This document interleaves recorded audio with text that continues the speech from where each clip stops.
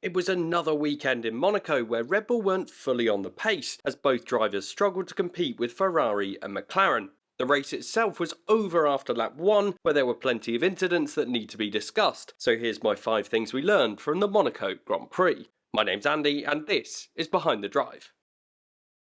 The Monegasque winner takes the glory at his home Grand Prix.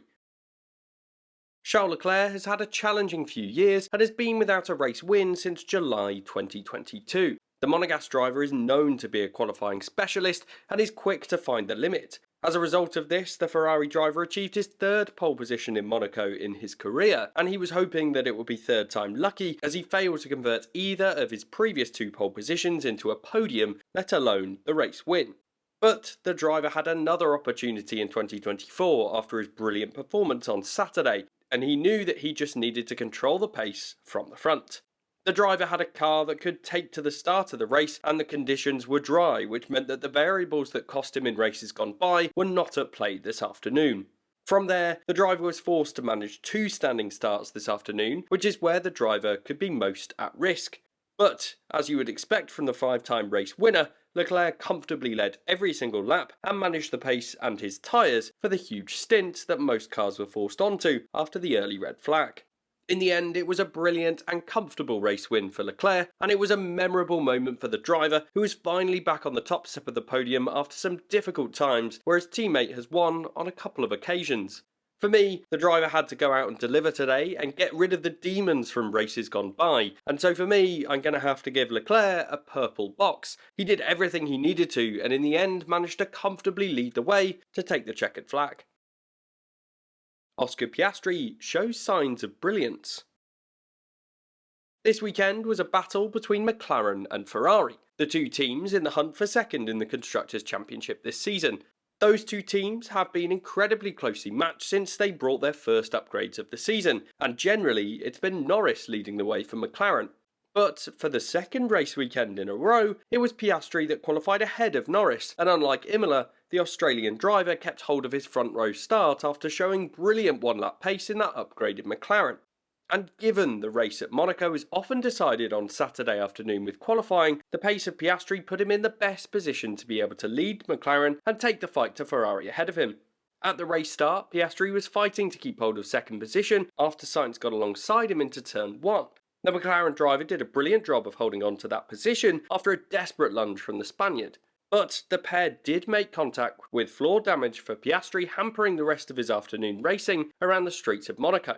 Sainz's move was a bit desperate, and did initially put him right down the order after a puncture meant he struggled to make the right-hander at Casino. However, the Ferrari driver was fortunate that the race was reset with the original starting order, given the red flag triggering incident behind the leaders.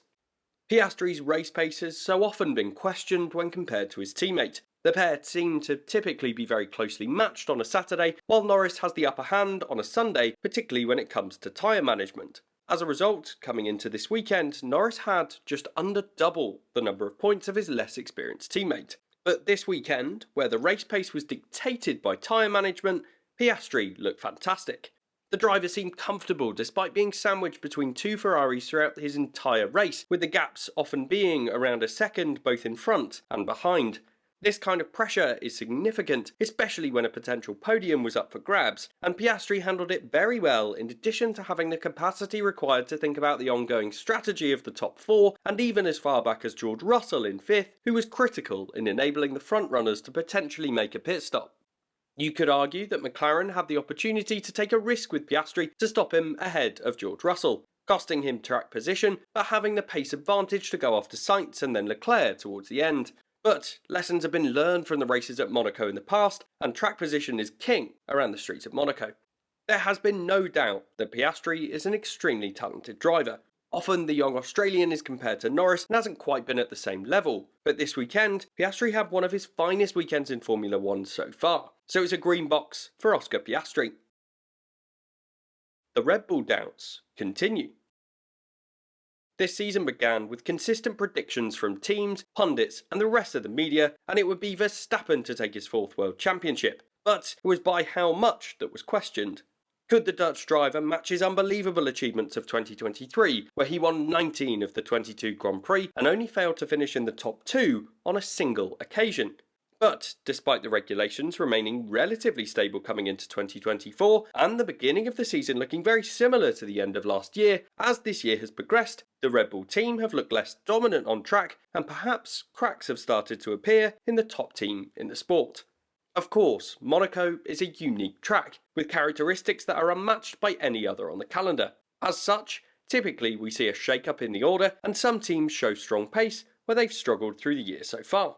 But despite this, we've been used to Red Bull, and in particular Max Verstappen, being the team to beat. And on this occasion, the Red Bull was not the fastest car on Saturday afternoon for qualifying after a weekend of challenges.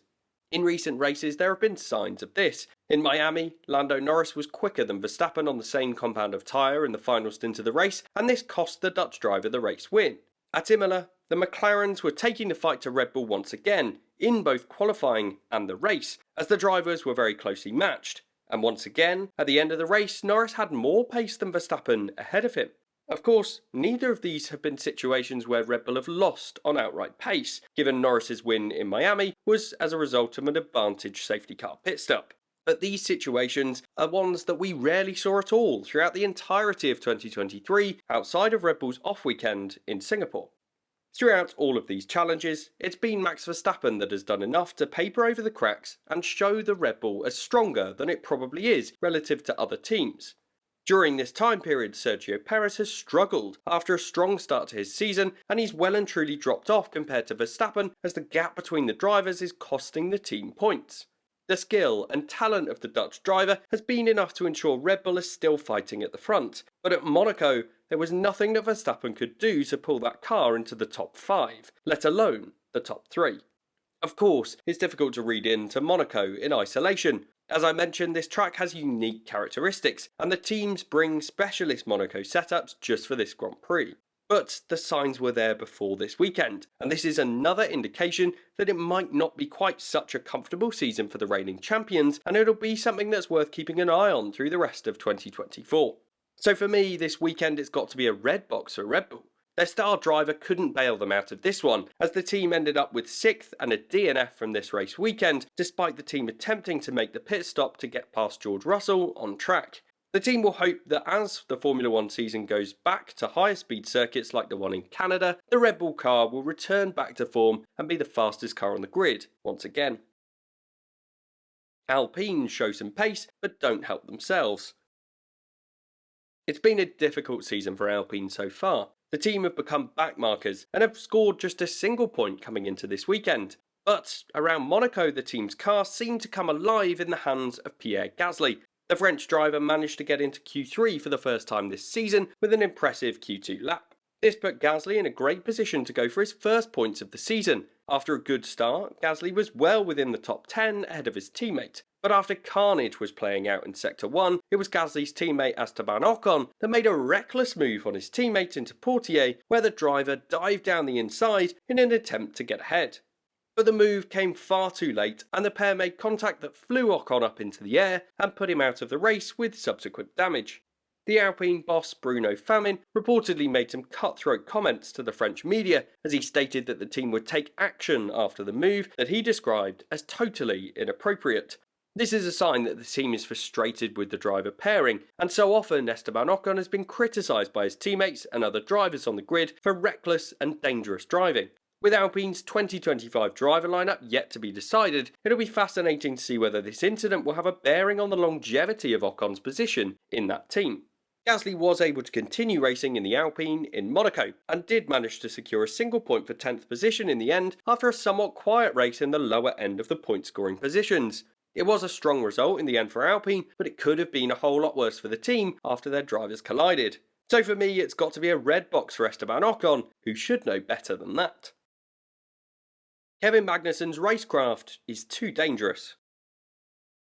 Kevin Magnussen's season has been characterised by questionable driving. He's found himself purposefully holding up cars in efforts to support his teammate and making potentially dangerous moves for positions that aren't even close to the points. As a result, the Danish driver has accrued 10 penalty points on his licence through the opening 6 races of the year. Magnussen himself described his own actions in Miami as stupid tactics as he tried to fight Lewis Hamilton in the sprint race. The driver's actions have been questioned for being unsportsmanlike, and I would even argue that at times he's been driving as if there were no consequences. On the other side of this, his actions have supported his teammate to score points this year. You could argue that Magnussen has been a real team player this season, while his outgoing teammate, Nico Hülkenberg, has secured 6 points so far this season. In Monaco, Magnussen and Hülkenberg were disqualified from qualifying after their car failed technical checks on their rear wing. As such, the pair were right at the back of the order, with little to no real opportunity to get forward to secure points. So, after heading through turn 1 and fighting to overtake his teammate, it was questionable positioning by the Danish driver, as he was on the right hand side heading up through the hill through BOREFEST, and it was a gap that was always going to close considering the racing line. The Haas car had his front axle alongside the rear axle of Sergio Perez, which is realistically not enough to demand the space around Monaco, where the space is limited anyway. Considering the situation of the race and the fact that he was running in 18th position, it feels like another reckless move from the driver. Of course, some of the blame must sit with Sergio Perez, the Red Bull driver that shouldn't have been there anyway after a shock Q1 exit on Saturday afternoon. The Mexican driver had seen the Haas car was on the inside and still made the move to close the door. Even if he believed no driver would cling on to that inside line, he could have left more space for the chasing driver. For me, the balance of blame sits more on the shoulders of Kevin Magnussen on this occasion, and even though you shouldn't consider the outcome of the incident when looking at the penalties, there has to be some significant blame put on the shoulders of Magnussen, considering he put his teammate in a vulnerable position and in the end out of the race. On the whole, Hülkenberg himself commented that the incident was unnecessary, with both drivers not giving the space. And in the end, it was a short race for all drivers involved in this incident, and for me, I believe that the Danish driver was more to blame for an opportunistic lunge into a closing space. Magnussen's racecraft in 2024 has been dreadful, especially considering the amount of experience that he has in this sport. So of course, it's a red box for Magnussen and his appalling racecraft. Honourable mentions.